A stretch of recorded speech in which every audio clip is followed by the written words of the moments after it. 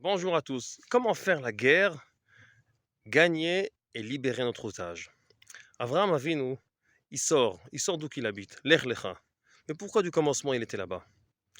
Le Rav Kook nous enseigne qu'il était là-bas parce qu'il y a des forces qui ne viennent pas de lui-même, des forces de guerre, des forces un peu plus brutes. Il doit savoir appliquer ça aussi, et c'est pour ça qu'il est né là-bas. Et quand il sort, il va sauver Lot. Et Lot avait la même figure d'Avraham Avinu, d'après le Midrash. Alors ceux-là qui ont capturé Lot, ils savaient qu'ils font une guerre contre Avraham Avinu, et quand même ils ont fait ça, ils ont osé. Alors Avraham ne demande pas la paix. Tout de suite, il va faire la guerre pour Lot. Et Lot lui-même, qu'est-ce qu'il trouve dans Lot?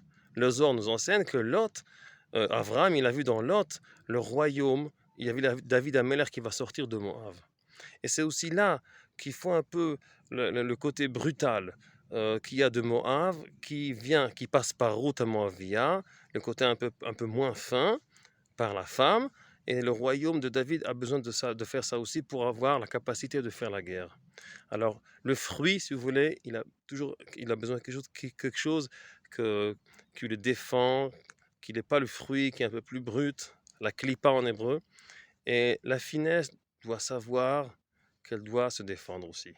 Et si on aura cette force d'Avraham Avinu, de l'autre, cette vision que d'après tout il y a une finesse, mais elle doit lutter pour elle-même et pas dire bon, on va faire la paix et tout ira bien, on sera sympa. Non, même Avraham Avinu, le grand Amoud de Chesed qui a fait l'Achnasat Orchim, etc., il avait la force de faire la guerre et de libérer l'autre qui est capturé, en espérant que tout le monde sera libéré. On va bien gagner cette guerre pour appliquer à la fin notre finesse.